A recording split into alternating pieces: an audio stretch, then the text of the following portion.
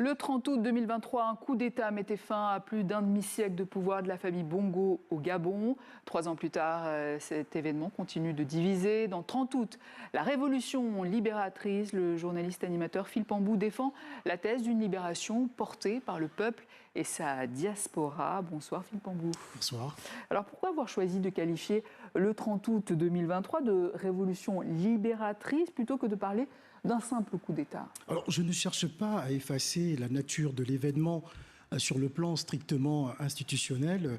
Le 30 août 2023 est bien évidemment une prise de pouvoir par les forces de sécurité et de défense. Le mécanisme de la rupture est à travers ce titre. Il faut savoir qu'aujourd'hui, le 30 août est un moment de célébration pour les populations gabonaises. Il y avait cette accumulation de frustration pendant des années. Vous avez pu constater, observer les populations gabonaises justement qui sont sorties comme un seul homme pour pouvoir célébrer justement cette prise de pouvoir par le CTRI. Et c'est à ce niveau-là que j'ai décidé d'intituler cet ouvrage 30 août, la révolution libératrice. Alors votre livre fait le lien entre la crise post-électorale de 2016 et le 30 août 2023. Pour vous, cette date est-elle l'aboutissement d'un combat engagé plusieurs années auparavant? Oui, au sens historique et moral, mais pas au sens d'un plan organisé plusieurs années à l'avance. En 2016, une partie du peuple a eu le sentiment que sa voix n'était plus écoutée. Et il faut savoir que ça a été des moments extrêmes. J'ai encore le souvenir justement d'un artiste appelé Alexia Bessolo, lorsque j'étais à l'antenne sur Africa numéro 1, qui m'appelait pour m'annoncer justement l'attaque du QG de Jean-Ping, qui était le principal adversaire d'Ali Bongo en 2016. Il y a eu beaucoup de déchirures, des familles qui ont été divisées.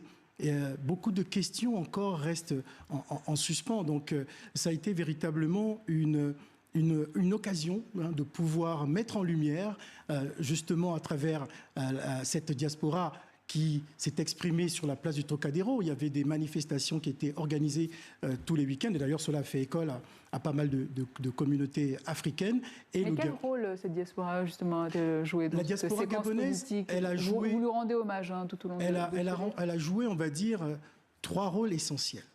Notamment le rôle d'amplificateur de la situation que traversait le Gabon à cette époque, et également le pont et ce rôle de sentinelle, parce qu'il était important de pouvoir divulguer à travers les médias l'actualité politique gabonaise. Et ça a été des moments assez exceptionnels. Mais pourtant, le coup est venu de l'intérieur du palais. C'est une révolution de palais?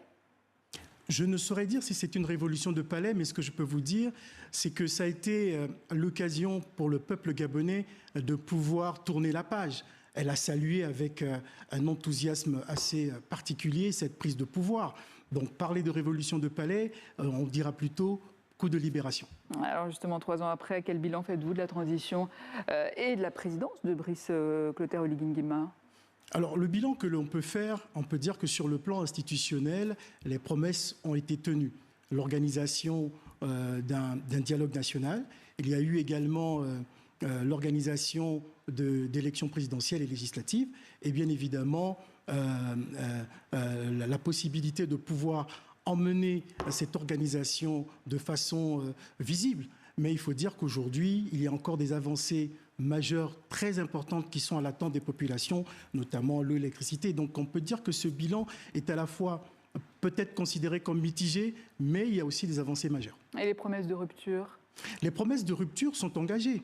Il faut savoir qu'aujourd'hui, l'organisation des événements, vous voyez bien ce défilé des chefs d'État qui arrivent au Gabon. Le Gabon est de retour dans le concert des nations. Il y a des événements qui sont organisés. Il y a eu d'ailleurs l'inauguration de la Cité de la démocratie au mois de mai, qui a été un grand pont, une grande visibilité pour remettre le Gabon aujourd'hui dans ses instances. Mais aujourd'hui, Philippe Ambou, plusieurs figures de l'opposition dénoncent un rétrécissement de l'espace politique. Je pense par exemple à l'emprisonnement de l'ancien Premier ministre, Alain-Claude Billy-Binzé.